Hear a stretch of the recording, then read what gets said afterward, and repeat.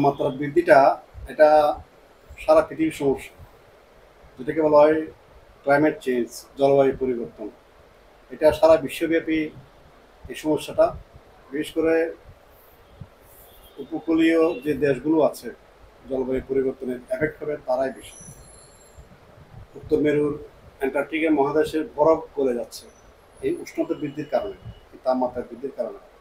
সেই পানিগুলো মহাসাগর পেরিয়ে, কয়েকটি মহাসাগর পেরিয়ে এটা যে উপকূলীয় যে দেশগুলো আছে, দ্বীপ অঞ্চল এবং সমুদ্র তীরবর্তী যে দেশগুলো, সেখানে এফেক্ট করতেছে। এটা একটা স্বাভাবিক প্রক্রিয়া। আপনারা ইতিমধ্যে জেনেছেন যে জাপানের একটা এয়ারপোর্ট ডুবে যাচ্ছে, এবং বিশেষ করে দক্ষিণ এশিয়ার মধ্যে বাংলাদেশও কিন্তু এফেক্টেড হচ্ছে, এবং আমাদেরকে এখনই সতর্ক হতে হবে। এবং আরেকটা বিষয় যে তাপমাত্রা বৃদ্ধি, এটা কিন্তু আমরা লোকালি স্থানীয়ভাবে কিন্তু আমরা অনেক কিছুই করতে পারি। যেমন প্রচুর পরিমাণে গাছ লাগাতে হবে। তাপমাত্রা বৃদ্ধির অন্যতম কারণ হলো আপনার গাছ কেটে ফেলতেছে, পাহাড় কেটে ফেলতেছে, সবুজ বনায়নগুলো কেটে ফেলতেছে। যে পরিমাণ কাটছে সেই পরিমাণে আবার নতুন করে হচ্ছে না, কারণ একটা গাছ বা একটা বন শত শত বছর ব্যাপী হয়েছে।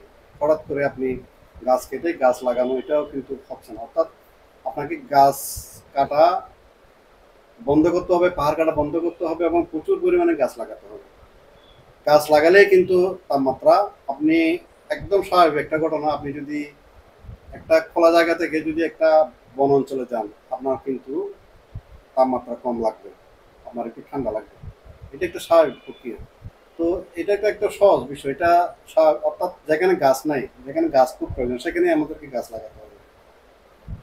আরেকটা বিষয় হলো, আমরা গ্রিন ক্লাবের পক্ষ থেকে, আমরা যারা পরিবেশবাদী সংগঠন আছে তাদের একটা জোট আছে গ্রিন অ্যালায়েন্স, তাদের পক্ষ থেকে আমরা উদ্যোগ নিয়েছি যে আমরা সম্মিলিতভাবে আমরা গাছ লাগাবো, এবং সমাজের সর্বস্তরে, বিশেষ করে কমিউনিটি পর্যায়ে, কমিউনিটি পর্যায়ে আমরা গাছ লাগাবো, সোশ্যাল অ্যাওয়ারনেস দিয়ে আমরা গাছ লাগাবো। এটা কোনো না কোনো সংগঠনকে, কোনো না কোনো কাউকে এগিয়ে আসতে হবে। আমরা সেই প্রক্রিয়ায় আছি, এবং আমরা এখন থেকে প্রস্তুতি নিচ্ছি, এবং আগামী বর্ষা মৌসুম শুরু হওয়ার আগেই, যেমন 5 জুন বিশ্ব পরিবেশ দিবস, আমরা জুনের আগেই বা জুন মাস শুরুতেই আমরা শুরু করে দেব এই গাছ লাগানো উৎসব। এটা আমরা নাম দিয়েছি সবুজ উৎসব, গ্রিন ফেস্টিভ্যাল। মানে সবুজ জন্য আমরা এই গাছ লাগাবো, এবং এই যে এটাকে বিশেষ করে আমরা কিশোরদেরকে বেশি উৎসাহিত করবো। স্কুল পর্যায়ে আমরা ক্যাম্পেইন চালিয়ে যাচ্ছি আমাদের গ্রিন ক্লাবের পক্ষ থেকে এবং গ্রিন অ্যালায়েন্সের পক্ষ থেকে। আরেকটা বিষয় হলো, ইদানিং শোনা যাচ্ছে যে হিট অফিসার। আসলে হিট অফিসার তো আমরা সবাই হতে পারি, আপনি আমি সবাই আমরা হিট অফিসার হতে পারি। এটাকে হিট অফিসারকে নিয়োগ দেওয়া হয়েছে, বিশেষ করে আমি শুনেছি ঢাকায়। ওনাকে আমরা অভিনন্দন জানাই, স্বাগত জানাই। কিন্তু পাশাপাশি আমরা সমাজের সবাই কিন্তু হিট অফিসার হতে পারি। অর্থাৎ একজন শিশু কিশোর হতে, একজন বয়োজ্যেষ্ঠ হতে আরম্ভ করে, তরুণ হতে আরম্ভ করে, সবাই কিন্তু গাছ লাগিয়ে কিন্তু সবুজের পরিচর্যা করা একটা হিট অফিসার। অর্থাৎ হিট অফিসার কাজটা কি, যিনি তাপমাত্রা বৃদ্ধিতে তাপমাত্রা বৃদ্ধিতে তাপমাত্রা বৃদ্ধি যেন না হয় সেই জন্য, অর্থাৎ তাপমাত্রা কমানোর জন্য যিনি কাজ করেন ওনাকে হিট অফিসার বলা হয়। তো আমরা তো নিজেরাই করতে পারি। আসলে একটা সহজ পদ্ধতি হলো গাছ লাগানো, বিশেষ করে গাছ লাগানো। এবং জলাশয় যেগুলো আছে, জলাশয় বলতে আমরা পুকুর বুঝি। আমাদের আশেপাশে কিছু জলাশয় আছে, পানি জমে থাকে।